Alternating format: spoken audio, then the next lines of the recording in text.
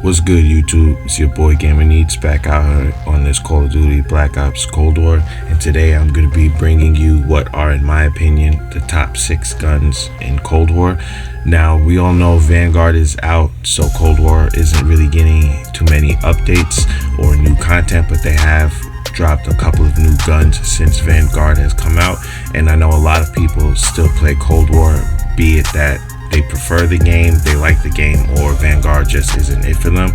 So I'm going to be remaking a video that I made previously that you can find on my channel of the top 5 best guns, but the reason it's 6 now is because there were a couple of guns that were so close that I didn't feel right leaving them off the list, so we knocked it up to number 6. I'm also going to be including the loadout that I equip with it, the attachments to best optimize the gun in my opinion. So hopefully you could jump in game, try out some of these guns, and if they work out for you after you switch the attachments, or maybe you just never considered using these guns in zombies before, and if that's the case and you get something out of the video, then please consider coming back and liking and subscribing, dropping a comment if you have any differing opinions, or if you feel like there was any guns that missed the list, or if it's just the order that I put them in that you disagree with, whatever. Or if you just want to say what's up, hop into the comments and let me know.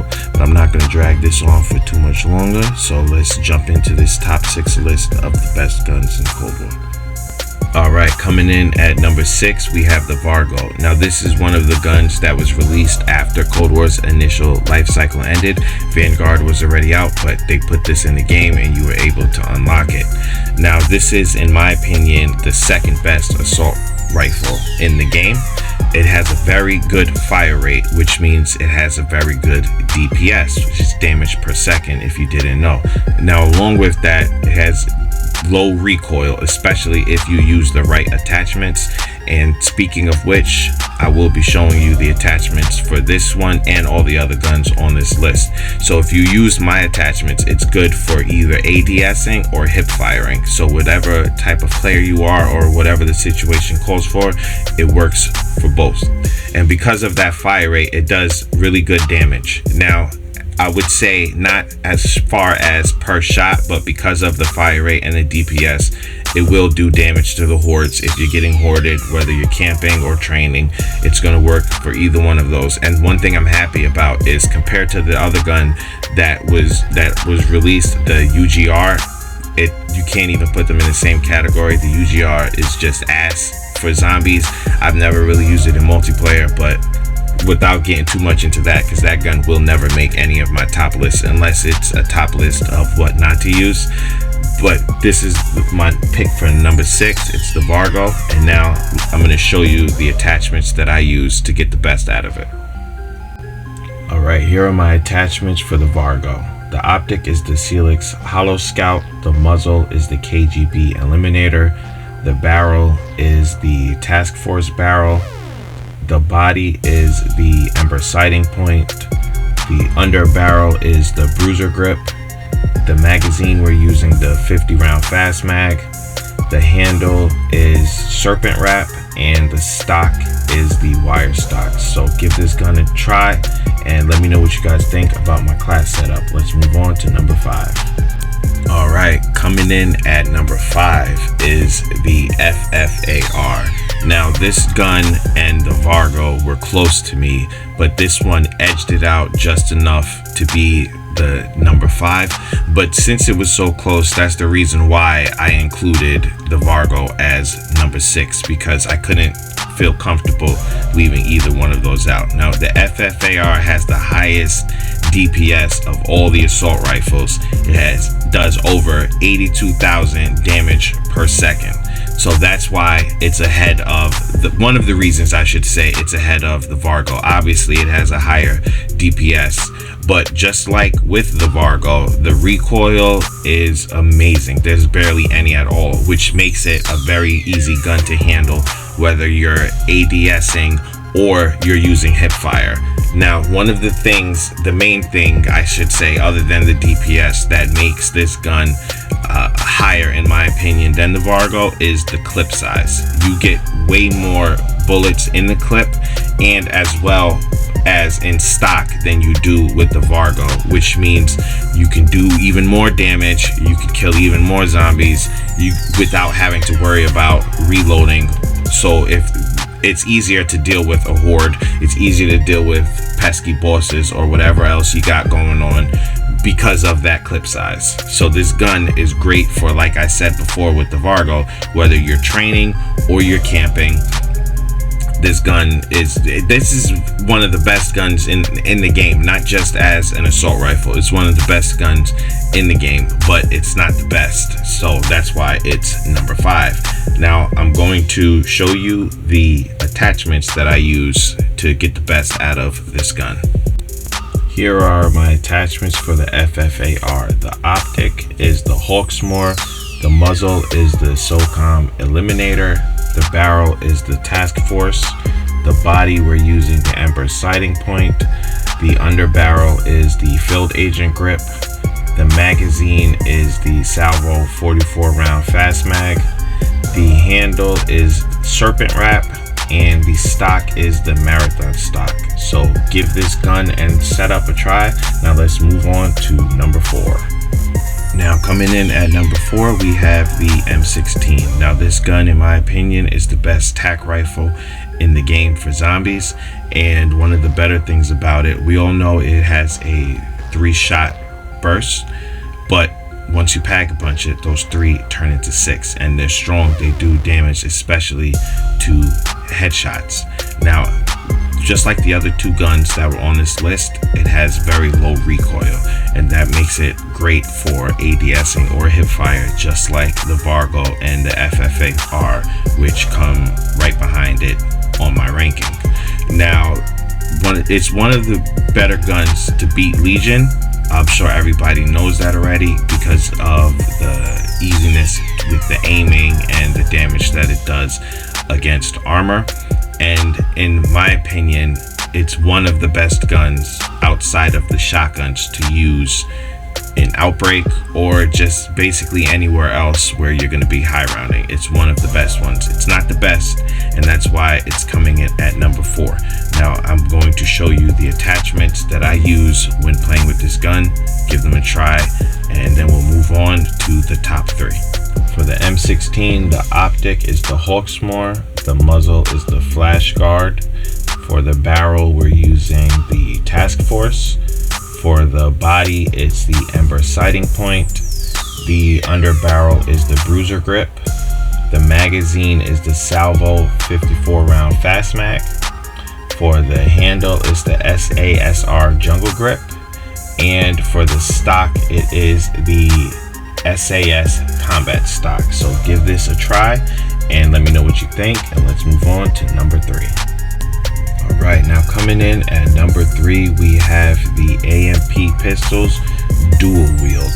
Now, I wasn't originally very high on this gun. If you watched my previous top 5 video, it didn't even crack the top 5, but I've heard a lot of people talking about it. I've seen people using it, so I decided to give it another try. And obviously, as you can see, I liked it because it has made this list of the top 6. Now, one of the best things that I like about this gun is they're so easy to use.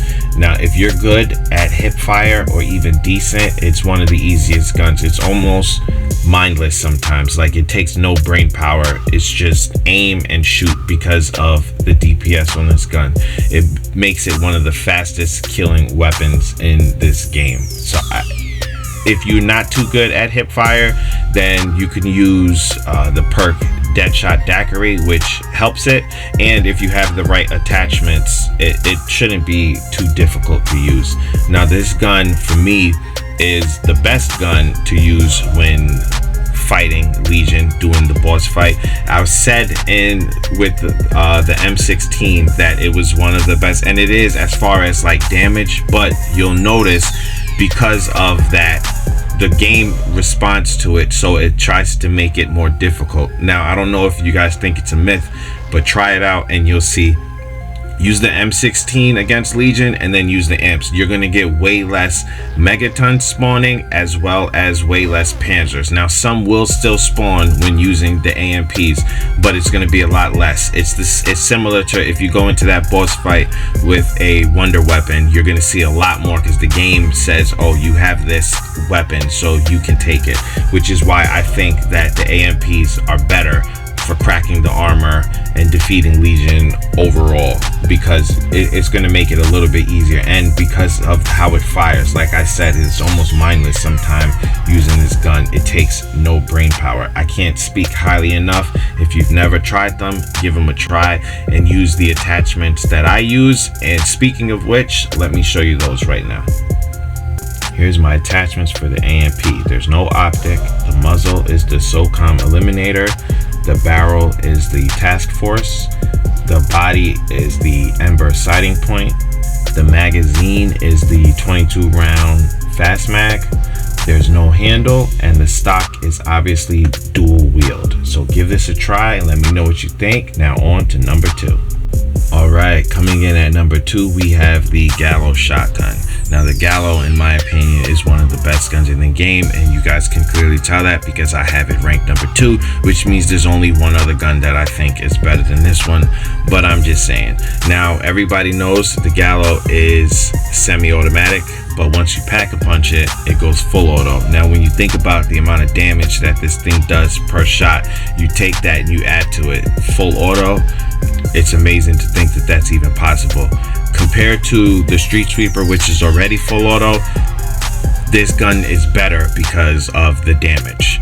Now, just like most of the other guns on this list, it has very good recoil. For a shotgun, mind you, it's not going to be as low as the FFAR or the Vargo, but for a shotgun, it has very good recoil, so you can use it ADSing or hip fire. It also has good reload speed. Once you pack a punch it and you get speed cola, it doesn't take that long to reload it, and it does great damage against elites and the bosses. Like, for instance, you can use this gun in the Legion fight as well, not to crack the armor, but once you crack it, just to run up there and pop those orbs. It works. It's great. I can't say anything better about this. It's really good up until you get into the higher rounds. Then you might want to think about switching over to the gun that I have ranked number 1, which you'll find out shortly. But first, let me show you these attachments. All right, and here we go. Here are my attachments for the Gallo. We're not running an optic. The muzzle is the flash cone. The barrel is the Task Force. The body, we're using the Ember Sighting Point. For the magazine, it is the 12 round tube. We are also not running a handle. And for the stock, it is the Marathon stock. Now give this a try, but without further ado, let's move on to number 1. All right, coming in at number 1, we have the Howard shotgun. The Howard, to me, is the best gun in zombies in Cold War. It is the king of all the shotguns. You cannot dispute that. It's the strongest shotgun that we have. Now, back when they nerfed the Howard originally, a lot of people put the Gallo up ahead of it, but since they lowered the health cap all those seasons back, in my opinion, it took back that number 1 spot. It has the ability to do one-shot headshot kills way into higher rounds. You can even do it at the health cap, 55 and above. You can still one-shot most of the zombies. Maybe not the armored ones, but the regular zombies is still one-shot. Especially you put on Deadshot Daiquiri, boom, you're right. It's snapping to there, you're getting them headshots. It does the best damage against the elites, the armored zombies, whatever you can think of. The Howard does the best damage to it. It's the best gun for Outbreak. Maybe not in the lower rounds, but if you're trying to high round Outbreak, you need to have this along with whatever other wonder weapon that you're going to use. You need to have this.